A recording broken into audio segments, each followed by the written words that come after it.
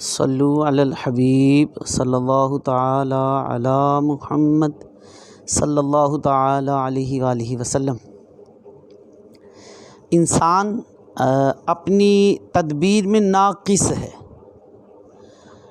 یہ بات ہمیشہ یاد رکھنی چاہیے کہ انسان اپنی تدبیر میں ناقص ہے۔ ہمارے پاس کمال کی عقل ہو، ہزار سائنسی آلات ہوں، ہم لاکھ ترقی کر جائیں، پھر بھی ہماری تدبیر ناقص ہے۔ اصل قدرت، اصل طاقت، اصل تدبیر اللہ پاک کی ہے۔ اللہ پاک جو تدبیر فرماتا ہے وہ کامل اور اکمل ہوتی ہے۔ سلطان المفسرین سیدنا عبداللہ بن عباس رضی اللہ تعالی عنہ ایک روز تشریف فرما تھے۔ لوگ آپ کی خدمت میں حاضر تھے۔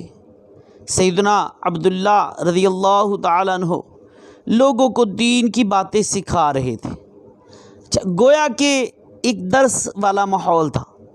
سیدنا عبداللہ بن عباس رضی اللہ تعالی عنہ نے سیدنا سلیمان علیہ السلام کے ہدہد کے متعلق بتایا کہ ہدہد زمین کے نیچے بہتے ہوئے پانی کو دیکھ لیتا ہے، پانی کی گہرائی کا بھی اندازہ لگا لیتا ہے۔ یہ سن کر ایک شخص نے سوال کیا کہ علی جا، یہ کیسے ہو سکتا ہے؟ ہمارے بچے جال بچھاتے ہیں، اس پر تھوڑی سی مٹی ڈالتے ہیں، اوپر دانے ڈال دیتے ہیں، ہدہد دانے چگنے کے لیے آتا ہے، ہمارے بچے اسے جال میں پھنسا کر پکڑ لیتے ہیں۔ جب ہدہد تھوڑی سی مٹی کے نیچے بچھا ہوا جال نہیں دیکھ پاتا تو زمین کے نیچے کئی فٹ گہرائی میں بہتا ہوا پانی کیسے دیکھ سکتا ہے؟ سیدنا عبداللہ بن عباس رضی اللہ تعالیٰ نے اس سوال کا بہت ہی ایمان افروز جواب دیا۔ سنیے، آپ فرماتے ہیں اذا نزل القضاء والقدر ذهب اللب وعمی البصر۔ آپ فرماتے ہیں جب تقدیر غالب آتی ہے تو عقل کام نہیں کرتی، آنکھیں اندھی ہو جاتی ہیں۔ اللہ اکبر۔ اور یہی حال انسان کا ہے کہ اللہ پاک کی تدبیر ہمیشہ غالب آتی ہے، انسان کی تدبیر دھری کی دھری رہ جاتی ہے۔